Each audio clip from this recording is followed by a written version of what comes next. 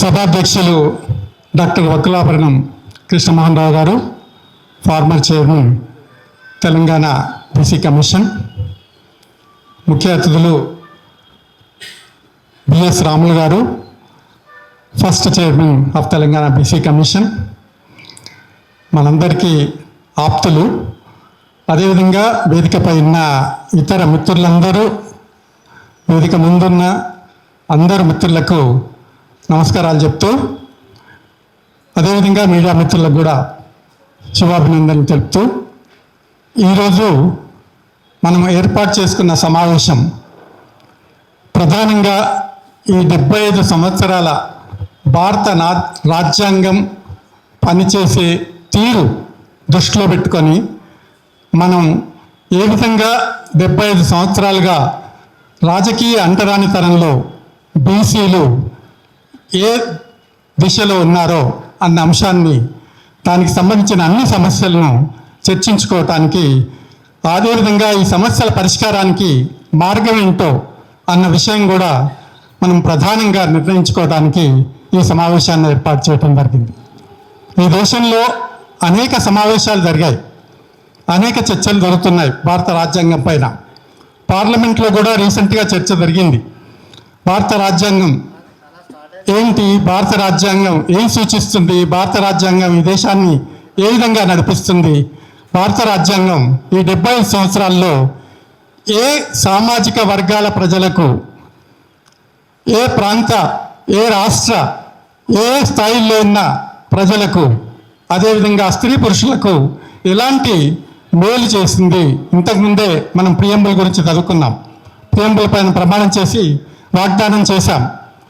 రాజ్యాంగాన్ని ఈ దేశ ప్రజలు తమకు తామే ప్రకటించుకోవటం జరిగింది.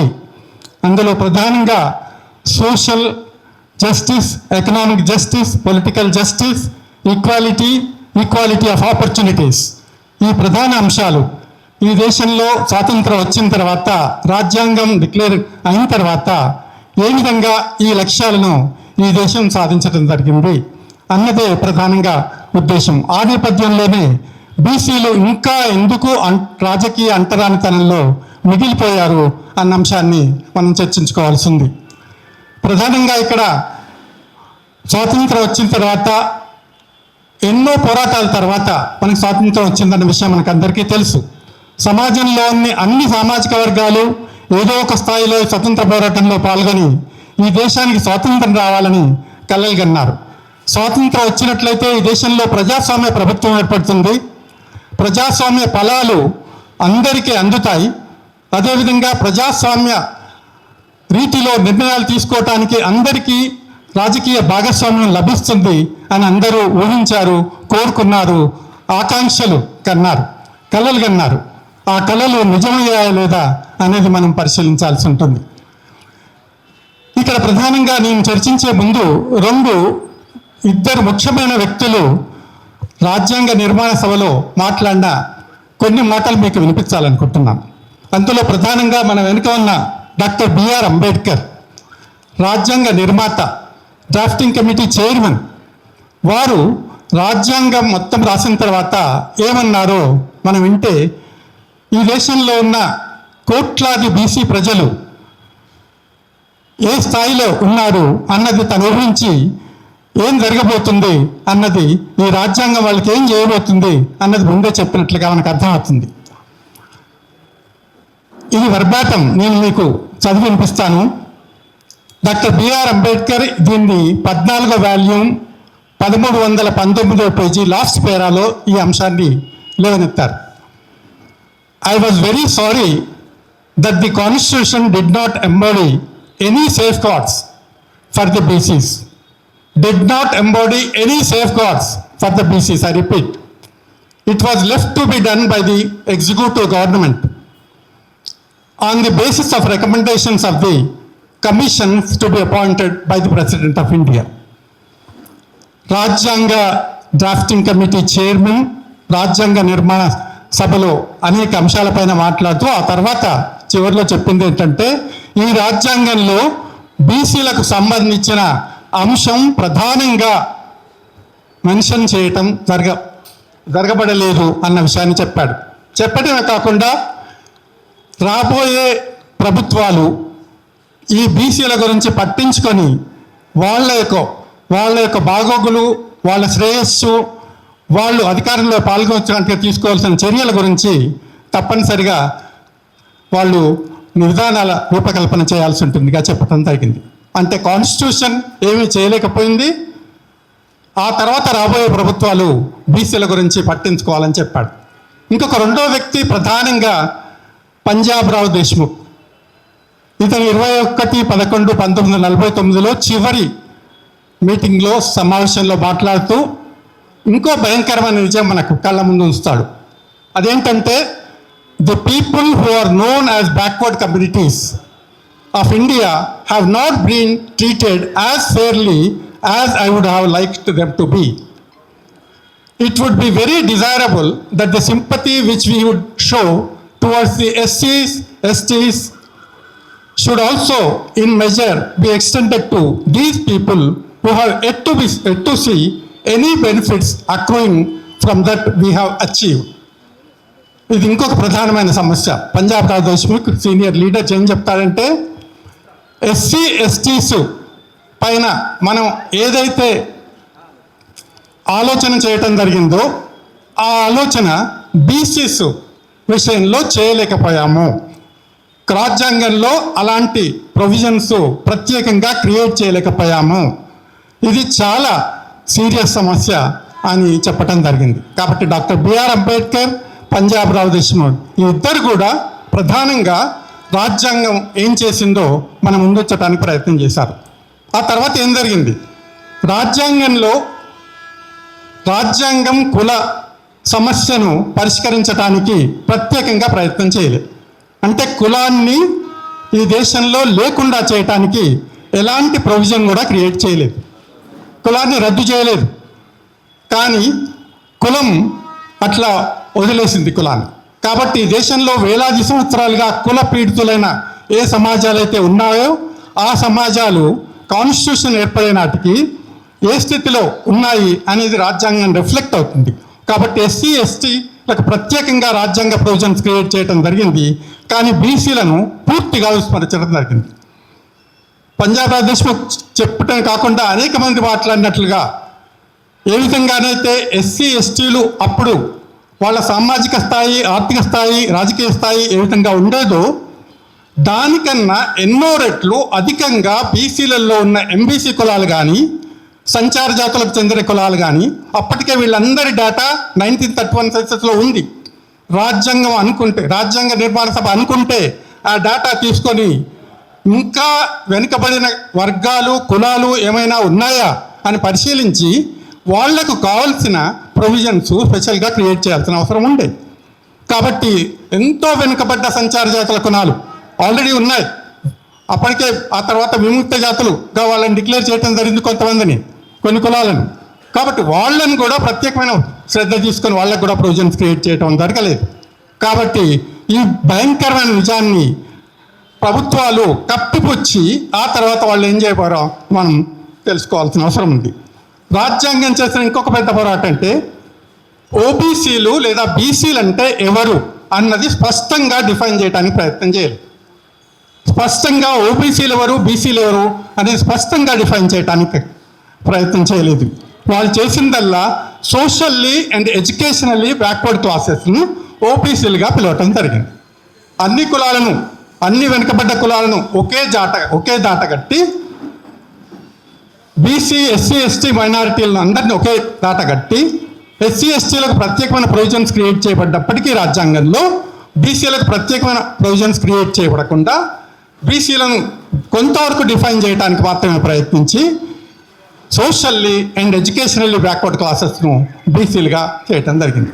వాస్తవానికి రాజ్యాంగం రాకముందే, దేశానికి స్వాతంత్రం రాకముందే ఈ దేశంలో అంబేద్కర్, మహాత్మా జ్యోతిరావు పూలే, సావిత్రిబాయి పూలే ఇంకా అనేకులు చేసిన పోరాటాల వల్ల ఈ దేశంలో రిజర్వేషన్స్ కొన్ని స్థాయిలలో కొంతవరకు నాన్ బ్రాహ్మిన్స్కు అమలు జరపటం అప్పటి జరిగింది. నాన్ బ్రాహ్మిన్స్లో భాగంగా అందులో బీసీస్ కూడా అక్కడక్కడ కొంతమంది బెనిఫిట్ అయ్యారు. అది కేవలం ఎడ్యుకేషన్ రిజర్వేషన్స్ కాకుండా ఎంప్లాయ్మెంట్లో రిజర్వేషన్సే కాకుండా పొలిటికల్ రిజర్వేషన్స్ కూడా స్వాతంత్రానికి ముందు ఈ సెక్షన్స్కు రాష్ట్రాల్లో ఉండేవన్న విషయాన్ని కూడా మనం గుర్తించాలి. కానీ స్వాతంత్రం వచ్చిన తర్వాత, రాజ్యాంగం వచ్చిన తర్వాత ఈ ప్రొవిజన్స్ ఏవి రాజ్యాంగంలో పొందుపరచడం జరగలేదు.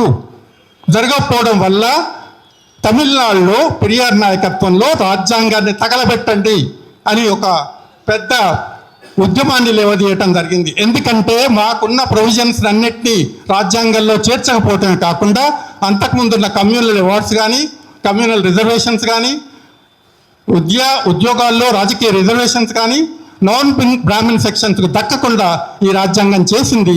కాబట్టి రాజ్యాంగం మాకు అక్కర్లేదు అని పెరియార్ రామస్వామి డిక్లేర్ చేయటం పెద్ద ఎత్తున ఉద్యమం జరిగింది.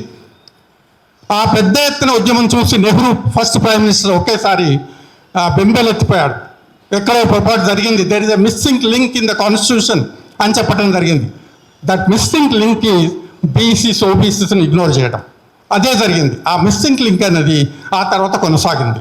కాబట్టి పెరియార్ రామస్వామి నాయకర్ చేసిన మహోన్నతమైన ఉద్యమాల వల్ల ఫస్ట్ కాన్స్టిట్యూషన్ అమెండ్మెంట్ జరిగింది. అంతకుముందున్న ప్రొవిజన్స్ను కొనసాగించుకోవటానికి అవకాశం కల్పించబడింది.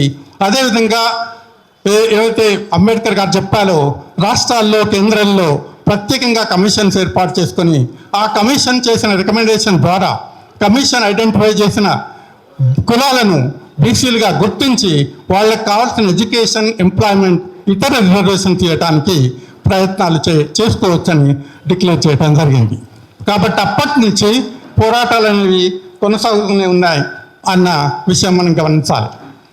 మనం ప్రియంబుల్ ఇంతకుముందే ప్రియంబుల్ గురించి తెలుసుకుందాం. యాక్చువల్గా అందులో 73 పదాలు ఉన్నాయి. ఆ 73 పదాలు ఈ దేశాన్ని ముందుకు నడపాలి. అసలు ఈ ప్రభుత్వాలను ముందుకు తీసుకెళ్ళాలి. ప్రభుత్వాలు ఏ విధంగా ఎలాంటి విధానపరమైన నిర్ణయాలు తీసుకోవాలో చెప్పాలి. ప్రభుత్వాలు ఎలాంటి కార్యక్రమాలు తీసుకోవాలో చెప్పాలి.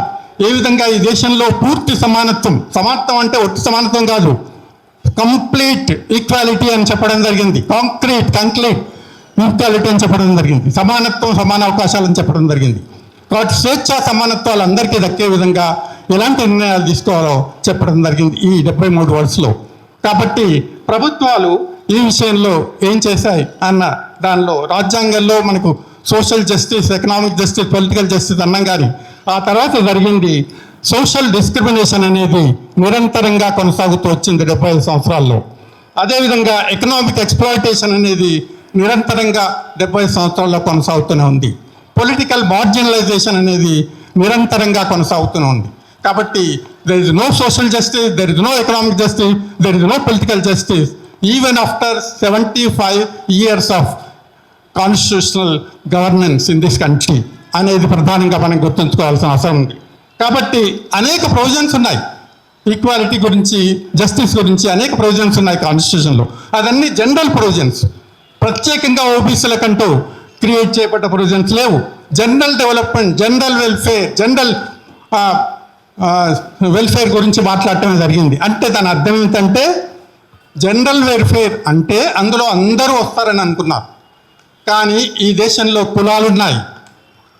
ఈ దేశంలో కులాలున్నాయి కాబట్టి కులం అనేది అసమానతలను క్రియేట్ చేసింది. అసమానతలకు మూలం కులమే. కులం అనేది దోపిడీకి మూలం. కులం అనేది ఒక హైరార్కీ స్థాయిలో ఉంటుంది. కులం అనేది ఒక సామాజిక వర్గం ఇంకా అంటే మెజారిటీ ప్రజలైన అనేక సామాజిక వర్గాలను దోపిడీకి గురి చేయడానికి కులం అనే సాధనాన్ని ఈ దేశంలో వేలాది సంవత్సరాలుగా ఉపయోగించుకొని ఆ పైన ఉన్న బ్రాహ్మణులు, క్షత్రియులు, అదేవిధంగా వైశ్యులు, ఇంకా అదర్ అప్పర్ కాస్ట్ అందరూ కూడా ఈ దేశంలోని మొత్తం వ్యవస్థలను తమ గుప్పిట్లో ఉంచుకోవడం జరిగింది. అన్ని పార్లమెంటరీ వ్యవస్థలు కావచ్చు, నిర్ణయీకరణ చేసే ప్రతి వ్యవస్థ కావచ్చు, ఎక్కడ నిర్ణయాలు తీసుకోవడానికి అవకాశం ఉన్నా ఆ నిర్ణయాలు తీసుకుంటే ప్రతి వ్యవస్థను తమ గుప్పిట్లో ఉంచుకోవడం జరిగింది. ఈ దేశం యొక్క మొత్తం టోటల్ ఎకానమీని తమ గుప్పిట్లో ఉంచుకోవడం జరిగింది. మొత్తం ఇండస్ట్రీస్ను, మొత్తం ఎక్స్పోర్ట్స్ను, కంప్లీట్గా మార్కెట్ను తమ నియంత్రణలో ఉంచుకోవడం జరిగింది. ఈ దేశంలో ఉన్న రా మెటీరియల్స్ తమ నియంత్రణలో ఉంచుకోవడం జరిగింది. ఈ దేశంలో ఉన్న ప్రొడక్టివ్ ఫోర్సెస్ తమ నియంత్రణలో ఉంచుకోవడం జరిగింది. అదేవిధంగా ఈ దేశంలో ప్రొడక్టివ్ రిలేషన్స్ ఎక్స్ప్లాయిటేటివ్ రిలేషన్స్గా నిరంతరంగా కొనసాగే ప్రయత్నాలు కూడా చేయటం జరిగింది.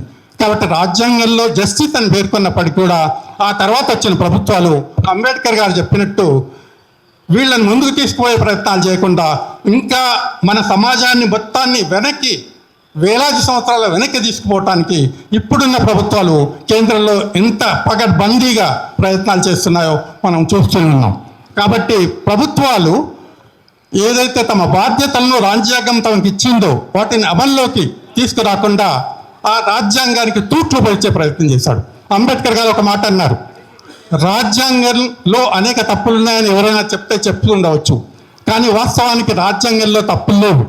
ఎంతో శ్రమ కోర్చి ఎంతోమంది చర్చించిన తర్వాత అనేక డేటా అనేది ముందు పెట్టుకున్న తర్వాత ఈ కాన్స్టిట్యూషన్ రూపొందించడం జరిగింది. కాబట్టి రాజ్యాంగం ఒకవేళ ఫెయిల్ అయిందంటే రాబోయే ప్రభుత్వాలే దాన్ని ఫెయిల్ చేసినట్టు, లేదా ఈ దేశ ప్రజలే ఆ రాజ్యాంగాన్ని ఫెయిల్ చేసినట్టు అనుకోవాల్సి ఉంటుంది. రాజ్యాంగాన్ని విజయవంతం చేయాలంటే అది ప్రజలపైనే ఆధారపడి ఉంది, ప్రభుత్వాలపైన మాత్రమే కాకుండా ప్రజలపైన కూడా ఆధారపడి ఉందని ప్రత్యేకంగా అటు డాక్టర్ బిఆర్ అంబేద్కర్ చెప్పడం జరిగింది. కాబట్టి ఈ నేపథ్యంలో నేను కొన్ని క్వశ్చన్స్ మీ ముందుంచడానికి ప్రయత్నం చేస్తాం. మాట్లాడే వాళ్ళు దయచేసి దానికి సమాధానాలు చెప్పడానికి ప్రయత్నం చేస్తే మంచిది. కొన్ని క్లారిఫికేషన్స్ కావాలి. రాజ్యాంగంలో బీసీలు అంటే ఎవరు, ఓబీసీలు అంటే ఎవరు ఎలా డిఫైన్ పూర్తిగా చేయటం జరగలేదు. ఆ విధంగా చేయకపోవడం వల్ల ఈ దేశంలో వేలాది కేసులు సుప్రీంకోర్టు, స్టేట్ హైకోర్టు దగ్గర నుంచి సుప్రీంకోర్టులో వేలాది కేసులలో అసలు డెఫినిషనే ప్రాపర్గా లేరు, ఎవరికి తోచినట్టు వాళ్ళు డిఫైన్ చేస్తూ పోయారు. కాబట్టి రాజ్యాంగంలో ఉన్న సోషల్ అండ్ ఎడ్యుకేషనల్ బ్యాక్వర్డ్నెస్ మాత్రమే కాకుండా ఒక కొత్త ప్రొవిజన్ ఈ మధ్య ఎకనామిక్ బ్యాక్వర్డ్నెస్ తీసుకొచ్చారు. ఎకనామిక్ బ్యాక్వర్డ్నెస్ అన్న అంశం కనుక ప్రధానంగా తీసుకున్నట్లయితే వాళ్ళు రాజ్యాంగానికి తూట్లు పొడిచినట్టే అని ఖచ్చితంగా చెప్పాలి. ఈడబ్ల్యూఎస్ రిజర్వేషన్ అనేది ఎకనామిక్ బ్యాక్వర్డ్నెస్ ఆధారంగా అప్పర్ కాస్ట్కు మాత్రమే అని ఇంకొక ప్రొవిజన్ క్రియేట్ చేసి ఈ దేశాన్ని ఏ విధంగా రాజ్యాంగ లక్ష్యాలకు భిన్నంగా ఇప్పుడు ప్రభుత్వాలు ప్రయత్నం చేశాయో మనం తెలుసుకోవచ్చు. కాబట్టి రాజ్యాంగాన్ని ఇప్పటికైనా బీసీలు, ఓబీసీలు అంటే ఎవరు అనేది స్పష్టంగా డిఫైన్ చేసినట్లయితే వారికి కావాల్సిన సదుపాయాలు కల్పించడానికి ప్రధానంగా ఇంతకాలం 70 సంవత్సరాలుగా నిర్ణయీకరణలో భాగస్వామ్యం లేని ఈ వర్గాలు, ఇంతవరకు పంచాయతీ ముఖం కూడా చూడని అనేక వేలాది కులాలు ఈ దేశంలో ఉన్నాయి. వార్డు మెంబర్ కూడా కాని కులాలు, సర్పంచులు కాని కులాలు, అదేవిధంగా అర్బన్ ఏరియాస్లో కూడా వేలాది కులాలు ఉన్నాయి. అదేవిధంగా అసెంబ్లీ, పార్లమెంట్లో కూడా వేలాది కులాలు ఉన్నాయి. కాబట్టి మీకు చిన్న ఎగ్జాంపుల్ ఏంటంటే రాజ్యసభలో రిజర్వేషన్స్ లేవు, కౌన్సిల్స్లో రిజర్వేషన్ లేవు. అక్కడ ఎవరున్నారనేది చూస్తే మీకు తెలుస్తుంది. రిజర్వేషన్ ఇచ్చిన కేటగిరీ కూడా ఎస్సీ, ఎస్టీలకు కూడా అందులో రిప్రజెంటేషన్ లేకపోవడం, నామినేట్ పదవుల్లో రిజర్వేషన్స్ లేవు కాబట్టి అందులో కూడా ప్రధానంగా ఈ వర్గాల వారికి అవకాశం కల్పించకపోవడం అనేది చూస్తూనే ఉన్నాం. కాబట్టి ఎక్కడైతే దేశంలో ఉన్న అనేక బోర్డులు, అనేక కార్పొరేషన్లు, అనేక లక్షలాది నామినేటెడ్ పదవులు అక్కడ రిజర్వేషన్ లేవు కాబట్టి రిజర్వేషన్లు ఉన్న వాళ్ళకు కూడా అందులో స్థానం కల్పించడం జరగలేదు. ఇక రిజర్వేషన్ లేని మనకు అసలే స్థానం కల్పించబడే అవకాశాలు లేవు. నాట్ ఈవెన్ 1% కూడా రిప్రజెంటేషన్ లేదన్న విషయాన్ని మనం గమనించాలి. 75 సంవత్సరాల తర్వాత ఈ దేశ ప్రభుత్వాలు, ఈ దేశ రాజకీయ పార్టీలు సిగ్గుతో తల వంచుకోవాలి. స్టేజ్ల పైన అనేక ఉపన్యాసాలు ఇస్తారు వాళ్ళు, దేశం వెలిగిపోతుందని, సబ్కా సాత్ సబ్కా వికాస్ అని ఇంకా ఎన్నో స్లోగన్స్ ఇస్తారు. కానీ ఏం జరుగుతుంది అసలు ఈ దేశంలో? ఎక్కడ సమానత్వం ఉంది అన్నది కాంక్రీట్గా కనీసం డేటా తెలుసుకోవడానికి కూడా ప్రభుత్వాలు ప్రయత్నం చేయలేదు. ప్లానింగ్ కమిషన్ ఎన్నో ఏళ్ళుగా ఈ దేశంలో పనిచేసింది. ప్లానింగ్ కమిషన్ ఏం చెప్పింది? 11th 5-year ప్లాన్లో ఈ దేశంలో రాష్ట్రాల వారి, ప్రాంతాల వారి, కులాల వారి సమాచారం లేకపోవడం వల్ల మేము ఓబీసీలకు 11 పంచవర్ష ప్రణాళికల తర్వాత కూడా మేము వాళ్ళకు సంబంధించిన విధానాలను, కార్యక్రమాలను రూపొందించలేకపోయామని చెప్పింది. Shame on the part of the government. ఎందుకంటే తలదించుకోవాలి ఇప్పుడు మాట్లాడే లీడర్లందరూ. అసలు డేటా లేకుండా పాలసీస్ ఎట్లా ఎవాల్వ్ చేస్తారు? డేటా లేకుండా కార్యక్రమాలు ఎట్లా ఎవాల్వ్ చేస్తారు? అదే జరిగింది ఈ దేశంలో. ఇప్పటికీ డేటా కళ్ళ ముందు ఉంచటానికి, సమాజం ముందు ఉంచటానికి కేంద్ర ప్రభుత్వం ఆధ్వర్యంలో నడుస్తున్న బీజేపీ, ఆర్ఎస్ఎస్ అపోజ్ చేస్తుంది. We should oppose them. మనకు సంబంధించిన డేటా మనకి ఇవ్వకుండా మనల్ని డార్క్లో ఉంచడానికి, ఈ సమాజాన్ని డార్క్లో ఉంచడానికి చేస్తున్న ప్రయత్నాలు కేంద్ర ప్రభుత్వం చేస్తుంది, బీజేపీ చేస్తుంది, ఆర్ఎస్ఎస్ చేస్తుంది. దాన్ని మనం అపోజ్ చేయాల్సిన అవసరం ఉంది. ఫస్ట్ డేటా కావాలి మనకు. బేసిక్ డేటా లేకుండా పాలసీని ఎట్లా వాళ్ళు చేస్తారు? లక్షల కోట్ల బడ్జెట్లు మీరు చూస్తూనే ఉన్నారు. 6,00,000 6.5 లక్షల కోట్ల బడ్జెట్ కేంద్రం పెంచింది. మరి 6.5 లక్షల కోట్లు ఏ డేటా ప్రకారం ఏ అభివృద్ధి కార్యక్రమానికి చేసింది? పోనీ ఈడబ్ల్యూఎస్ రిజర్వేషన్ చేయడానికి ఏ డేటా బేస్ చేసుకొని అగ్ర కులాలలో ఉన్న పేదలను గుర్తించింది? No data. కాబట్టి వాళ్ళు ఏదనుకుంటే అదే. ఈ దేశాన్ని వేలాది సంవత్సరాలుగా ఏదైతే ఆధిపత్య కులాలు అన్ని వ్యవస్థలను గుప్పించులో ఉంచుకొని వాళ్ళ శ్రేయస్సు మాత్రమే మొత్తం బడ్జెట్లను తమ వైపు తిప్పుకున్నారు, విధానాలు తమకు అనుకూలంగా చేసుకున్నారు, కార్యక్రమాలను తమకు అనుకూలంగా చేస్తున్నారు, వ్యవస్థలను తనకు అనుకూలంగా సృష్టించుకొని పనిచేసేట్టు చేసుకున్నారు. మొత్తం బ్యూరోక్రసీని తమ కంట్రోల్లో ఉంచుకోవడానికి ప్రయత్నం చేసిండ్రు. బ్యూరోక్రసీ అసలు న్యూట్రల్గా పనిచేయటం లేదు ఈ దేశంలో. ఎందుకంటే ఆధిపత్య కులాలు చెప్పినట్టే బ్యూరోక్రసీ పనిచేయాలి. ఐఏఎస్, ఐపీఎస్, మిగతా ఆఫీసర్స్ అందరూ అట్లాంటి వ్యవస్థను క్రియేట్ చేసి ఈ దేశాన్ని ఒక కరప్ట్ వ్యవస్థగా క్రియేట్ చేసిన పరిస్థితులు మనకి ఈ దేశంలో, అంటే రాజ్యాంగాన్ని ఎప్పుడైతే ఎవరైతే ఫాలో కారో ఇలాంటి వ్యవస్థని క్రియేట్ చేసింది భారతదేశంలో. అదే జరిగిందన్న విషయాన్ని మనం గమనించాలి. జవహర్లాల్ నెహ్రూ ఓబీసీ అన్న పదం ఫస్ట్ ఆబ్జెక్టివ్ రెజల్యూషన్స్లో మాట్లాడాడు. ఆబ్జెక్టివ్ రెజల్యూషన్స్లో 1942లో మాట్లాడినప్పటికీ మరి రాజ్యాంగంలో ఓబీసీ అన్న పదం తీసుకురావడానికి ప్రయత్నం చేయకుండా సోషల్లీ అండ్ ఎకనామిక్ బ్యాక్వర్డ్ క్లాసెస్ని దాటికి ప్రొవిజన్స్ ఆ తర్వాత క్రియేట్ చేసుకోండి అన్నారు. కానీ తర్వాత ఏం జరిగింది? ఇక్కడ స్టేట్ లెవెల్లో పనిచేసిన 2 బీసీ కమిషన్ల చైర్మన్ ఉన్నారు. వాళ్ళ అనుభవం మనకు చెప్తే కమిషన్లు చేసిన రికమెండేషన్స్ ప్రభుత్వాలు టోటల్గా అంగీకరిస్తాయా లేదా అన్నది మనకు తెలిసిపోతుంది. ఇది ఇంకా కేంద్ర స్థాయిలో ఉండే అనేక కమిషన్లు చేసిన అనేక రికమెండేషన్స్ను 1% కూడా అమల్లోకి తీసుకురాలేదు. మీరేం చెప్పారు? అంబేద్కర్ గారు ఏం చెప్పారు? ఆర్టికల్ 340 ప్రకారం మీరు రాష్ట్ర స్థాయిలో, కేంద్ర స్థాయిలో కమిషన్స్ వేసుకొని, బీసీలకు సంబంధించిన కమిషన్లు వేసుకొని కులాలను గుర్తించి ఆ కులాలకు కావాల్సిన విధాన రూపకల్పన చేసి అభివృద్ధి కార్యక్రమాలు చేసి ఆ అభివృద్ధి ఫలాలు, స్వాతంత్ర ఫలాలు వాళ్ళందరికీ అందేట్టు చేయాలి అని చెప్పాడు అంబేద్కర్. కానీ జరిగిందేంటి? ఫస్ట్ ఓబీసీ కమిషన్, కాకా కలేల్కర్ కమిషన్ ఈ ప్రొవిజన్ క్రియేట్ చేసిన 3 సంవత్సరాల తర్వాత కమిషన్ వేశారు. ఆ కమిషన్ మళ్ళీ తన సిఫారసులను ప్రభుత్వానికి సబ్మిట్ చేస్తే వాటిని చెత్తపుట్టలు వేశారు. ఆ తర్వాత మళ్ళీ సెకండ్ కమిషన్ ఎప్పుడు అపాయింట్ చేశారు? దాదాపు 25 సంవత్సరాల తర్వాత చేశారు. 26 సంవత్సరాల తర్వాత చేశారు. అంటే ఈ 26 సంవత్సరాలు, అంతకుముందు 3 సంవత్సరాలు అసలు లేనే లేదు. ఈ దేశంలో ఓబీసీ కమిషన్ నేషనల్ స్థాయిలో లేనే లేదు. ఇక బీసీల గురించి అంబేద్కర్ చెప్పినట్టు ఏ గవర్నమెంట్ పట్టించుకోలేదు. ఆ తర్వాత మళ్ళీ ఏమైంది? మండల్ తర్వాత 30 సంవత్సరాల తర్వాత మళ్ళీ దాన్ని ఈ ఓబీసీ కమిషన్, నేషనల్ స్థాయిలో పనిచేసే ఓబీసీ కమిషన్కు రాజ్యాంగపరమైన భద్రత కల్పించామని చెబుతూ 1995 అనుకుంటా, కరెక్ట్ చేయాలి. కాబట్టి అప్పుడు దానికి రాజ్యాంగ భద్రత కల్పించడం. అంతకుముందు రాజ్యాంగ భద్రత లేని కమిషన్స్ అన్నట్టు ఇవి. ఆర్టికల్ 340 ఉన్న రాజ్యాంగ భద్రత లేని కమిషన్లను మన ముఖాన కొట్టి ఈ దేశంలో ఓబీసీల అభివృద్ధి గురించి ప్రభుత్వాలకు బాధ్యతలు అప్పగించారు. ఇది ఎంతవరకు సమంజసం అనేది మనం క్వశ్చన్ చేయాల్సిన అవసరం ఉంది. అంటే ఆ తర్వాత 30 సంవత్సరాల తర్వాత మళ్ళీ రాజ్యాంగ భద్రత కల్పించారు. తర్వాత కమిషన్స్ అనేక రికమెండేషన్ చేశాయి. కానీ మండల్ కమిషన్లో ఉన్న ప్రధానమైన రికమెండేషన్సే అమలు కాలేదు ఈ దేశంలో. అటు ఇంటిగ్రేటెడ్ ఆంధ్రప్రదేశ్లో, ఇటు తెలంగాణలో అనేక రికమెండేషన్స్ అమల్లోకి తీసుకురావడం జరగలేదు. మురళీధరరావు కమిషన్ చేసిన అనేక సిఫారసులు అసలు అమలు చేయటమే జరగలేదు. రిజర్వేషన్ శాతం పెంచాలంటే దాన్ని పెంచినట్టు చేసి మళ్ళీ కోర్టుల్లో దాన్ని వ్యతిరేకించడం మనం చూస్తున్నాం. కాబట్టి సిఫారసులను ఈ దేశంలో అమలు చేయటం జరగటం లేదు. కాబట్టి ఇది రాజ్యాంగబద్ధమైన వ్యవస్థ అని అనటానికి వీలు లేదు అనేది మనం పెట్టాలి. కాబట్టి రాజ్యాంగబద్ధమైన వ్యవస్థ మనకు కావాల్సిన అవసరం ఉన్నది. రాజ్యాంగమైన వ్యవస్థ కావాలంటే పార్లమెంటులో మన ప్రభుత్వం ఉండాలి. పార్లమెంటులో మన సభ్యులు అత్యధికంగా గెలిచే అవకాశం ఉన్నప్పుడే మనకు అనుకూలమైన నిర్ణయాలు తీసుకోవడం సాధ్యమవుతుంది. రాష్ట్ర అసెంబ్లీలలో బీసీలకు అనుకూలమైన ప్రభుత్వాలు ఉన్నప్పుడే పూర్తి అనుకూలమైన ప్రభుత్వాలు ఉన్నప్పుడే వాళ్ళకి అనుకూలమైన నిర్ణయాలు తీసుకోవడం జరుగుతుందన్న విషయాన్ని గమనించాలి. కాబట్టి వీటికి సమాధానాలు చెప్పాల్సిన అవసరం ఉంది. కులగణన ఎందుకు కేంద్ర ప్రభుత్వం చేయడానికి ఇష్టం లేదో సమాధానం చెప్పాల్సిన అవసరం ఉంది. వాళ్ళు చెప్పిన సమాధానాలన్నీ ఇంకా మనల్ని మభ్యపెట్టడానికే, ఇంకా మనల్ని మనకి అన్యాయానికి గురి చేయడానికే ఉందని మనం అనుకోవాల్సి ఉంటుంది. కాబట్టి ఎన్నో రాజ్యాంగ సవరణలు చేశారు.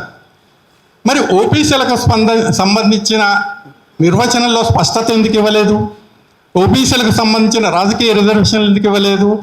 ఓబీసీలకు ఒకవైపు రాజ్యాంగ సవరణలు మన ఎత్తిన రుద్దినప్పటికీ ఇంకొక వైపు కోర్టులు కూడా వాళ్ళు పాలసీస్ ఎవాల్వ్ చేయడం మొదలుపెట్టింది ఈ దేశంలో.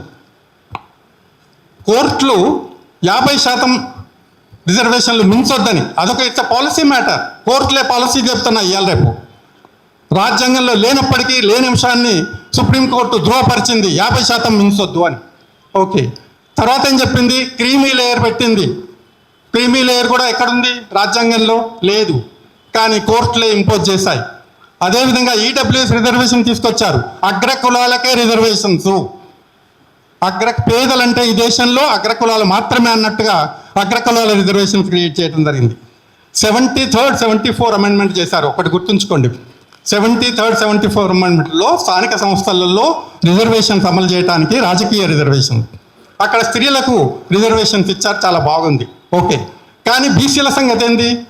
బీసీలకు ఎంత రిజర్వేషన్స్ ఇవ్వాలి అని మాత్రము 73rd, 74 అమెండ్మెంట్స్లో మెన్షన్ చేయడం జరగలేదు. ఎంత రిజర్వేషన్ ఇవ్వాలి? జనాభా దామాషా ప్రకారం ఇవ్వాలా లేక ఇంకే విధంగా ఇవ్వాలి అన్నది మెన్షన్ చేయలేదు. రిజర్వేషన్లు ఉండాలి, నాయకత్వంలో వాళ్ళకి అవకాశం ఇవ్వాలి అని చెప్పింది, కానీ అక్కడ కూడా చెప్పలేదు. ఇది భయంకరమైన సత్యాన్ని మనం గమనించాలి. ఏ విధంగా చట్టాలు చేస్తారు కానీ చట్టాలలో క్లారిటీ ఉండదు. చట్టాలు చేస్తారు, బీసీలకు ప్రత్యేకమైన ప్రొవిజన్స్ క్రియేట్ చేయరు. ఇది మనం. కాబట్టి చివరికి మనకు మిగిలింది ఏంది? ప్రభుత్వాలు మనం లాభార్థులమాట. మోడీ గారు ఏమంటారంటే మనం అంతా లాభార్థులుగా మిగిలిపోవాలి. బిచ్చం వేస్తే బిచ్చం తీసుకునే పాపులేషన్, బీసీ పాపులేషన్ భిక్షం మాత్రమే అడుక్కునే స్థితిలో లాభార్థులుగా ట్రీట్ చేసింది. చివరికి లాభార్థులు అంటే ఫ్రీబీస్ ఇస్తారు మనకు, రకరకాల ఫ్రీ, అది ఫ్రీ, ఇది ఫ్రీ. అది బడ్జెట్లో మొత్తం కలుపుకున్నా అది 10% కూడా ఉండదు. మొత్తం బడ్జెట్లో మొత్తం మనకి ఇచ్చిన వాగ్దానాలు ఫ్రీగా ఇచ్చే అన్ని ఏదైనా తీసుకోండి, జాతీయ స్థాయి నుంచి ఇక్కడ వరకు అందులో ఉండదు. కాబట్టి బీసీ సప్లాన్ చేయమని అడిగాం. మేమే డిమాండ్ చేసాం, బీసీ సప్లాన్ ఒక డాక్యుమెంటే క్రియేట్ చేసి ప్రభుత్వాలకు ఇచ్చాం, బీసీ సప్లాన్ చేయండి అని. బీసీ డిక్లరేషన్ చేసాం, 2 సార్లు చేసాం. 2013లో ఒకటి, మొన్న రీసెంట్గా 24లో ఒకటి ప్రభుత్వాలకు ఇస్తూ పోయాం. అనేక రకాలుగా మేము రిప్రజెంటేషన్స్ ఇస్తూ డేటా ఇస్తూ పోయాం, కానీ ప్రభుత్వాలు నిర్ణయాలు తీసుకోవడంలో ఇష్టం లేదు.